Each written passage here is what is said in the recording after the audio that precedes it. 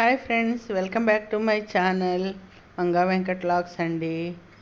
అందరికీ వినాయక చవితి శుభాకాంక్షలు. నేను ఈరోజు మీకు జిల్లేడుకాయలును పప్పు ఉండ్రాళ్ళు ఎలా చేయాలో చూపిస్తున్నాను. అంటే యాక్చువల్గా అందరికీ తెలుసు అనుకోండి, నేను మొత్తం ప్రాసెస్ చూపించట్లేదు. ఒక గ్లాసు రవ్వకి 3 గ్లాసుల నీళ్లు ఎసరు పెట్టుకుని కొంచెం ఉప్పు వేసి రవ్వ ఉడికించేసుకోవాలి. రవ్వ ఉడికించేసుకుని సగం తీసుకున్నా నేను. సగమేమో పప్పు ఉండ్రాళ్ళు చేశాను, సగమేమో జిల్లేడుకాయలు చేశాను అనమాట. కొబ్బరి లౌజ్ కూడా మీకు తెలుసు కదా, అందులో మేము జిల్లేడుకాయల్లో కొబ్బరి లౌజ్ పెడతాము. 1 కప్పు కొబ్బరికి 3/4 కప్పు బెల్లం వేసి కొబ్బరి లౌజ్ తయారు చేసేసి దానిని ఉండల్లా చుట్టేసుకుని ఓవెల్ షేప్లో చేసుకుంటాము. అలాగే చూశారు కదా, నేను సగమేమో పప్పు ఉండ్రాళ్ళు పెట్టేసుకున్నాను. శనగపప్పు ఉడికించేసుకుని దానిని ఆవిరి మీద ఉడికించేసుకున్నాను. ఇప్పుడు జిల్లేడుకాయల కోసం ప్రాసెస్ చేస్తున్నాను అనమాట. అంటే గట్టిపడిపోయింది, కొంచెం నీళ్లు చల్లుకుని మెత్తగా చేసుకుంటున్నాను మళ్ళీని. ఎందుకంటే మనకి రావాలి కదా, జిల్లేడుకాయలు ఒత్తడానికి రావాలి కదా. సరే, ఈజీ ప్రాసెస్లో ఎలా చేసుకోవాలో చూసేయండి. చేతిలో పెట్టుకుని మనం చేసుకుంటే మనకి ఇబ్బంది అవుతుంది, కాబట్టి నేను ఇలా చేస్తానండి. చూశారు కదా, ఒక పాల కవర్ని శుభ్రంగా కడిగేసి తీసేసుకున్నాను.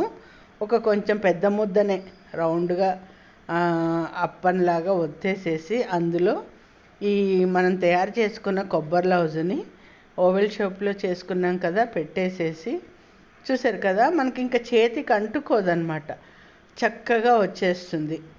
ఇలా చేసేసుకుని ఎక్కడ కూడా పగుళ్ళు లేకుండా మనం ప్లాస్టిక్ కవర్ కాబట్టి చక్కగా చల్లారిపోయిందే కాబట్టి మీకు ప్లాస్టిక్ దాంట్లో చేసుకున్నా కూడా ప్రాబ్లం ఏం లేదండి.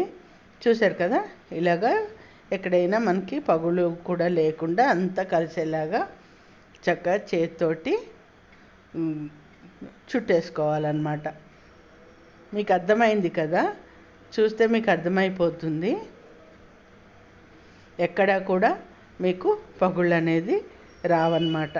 చక్కగా మళ్ళీ ప్లాస్టిక్ కవర్కి తడి చేసుకుని కొంచెం ముద్ద తీసుకుని అప్పచ్చిలాగా ఒక చపాతీలాగా ఒత్తేసుకుని దాని మీద మనము చేసుకున్న కొబ్బరి లౌజు ముద్దను పెట్టేసేసుకుని చక్కగాను చేతితోటి ఇలా అనేసుకున్నాం అనుకోండి, చాలా డెడ్ ఈజీ అన్నమాట. చేతిలో పట్టుకుని బౌల్ లాగా చేసి, అంటే కొంతమంది పిండితోటి చేస్తారండి, మేమైతే రవ్వతోటి చేస్తాము. అందుకోసం అని చెప్పి మేము పప్పు ఉండ్రాళ్ళకి దీనికి కూడా సేమ్ అన్నమాట, ఒకటే. దాన్ని రవ్వ మిక్సీ పట్టేసేసుకుని జల్లించుకోకుండా చేస్తామన్నమాట. మెత్తటి పిండి అందులో ఉంటుంది అంతే. ఇంకా మేము మళ్ళీ దాన్ని వేరే ఇంకా మెత్తటి పిండితో ఉడకపెట్టడం అది ఏమీ చెయ్యడం ఉండదన్నమాట. అర్థమైంది కదా. 1కి 3 గ్లాసులు నీళ్లు పోసుకుని ఎసరు పెట్టుకుని కొంచెం నూనె ఉప్పు వేసి మరిగించిన తర్వాత రవ్వ పోసేసి మెత్తగా ఉడికించేసుకుని అందులో సగం దాంట్లో ఏమో శనగపప్పు, నానబెట్టిన శనగపప్పుని వేసి జీలకర్ర వేసేసి పప్పు ఉండ్రాళ్ళు చేసేసుకుని ఆవిరి మీద పెట్టుకోవాలి. ఆ తర్వాత ఇంకో సగం పిండిలో మనం ఇలా కొబ్బరి లౌజుని తయారు చేసుకుని ఇలా పెట్టేసుకుని ఇలా చేసుకుంటే చాలా చాలా బాగా వస్తాయి. వీటిని జిల్లేడుకాయలు అంటాము. మీకు ఎంతమందికి తెలుసు ఈ జిల్లేడుకాయల గురించి? అది ఫ్రెండ్స్, కొంచెం ప్రాసెసే కానీ ఈజీగానే చేసేసుకోవచ్చు. చూశారు కదా, నేను ఆల్రెడీ పప్పు ఉండ్రాళ్ళు పెట్టేశాను. అందరికీ తెలిసిందే కాబట్టి పప్పు కలిపేసి జీలకర్ర పప్పు వేసి కలిపేసేసి సగం పిండిలో ఆవిరి మీద పెట్టేశాను.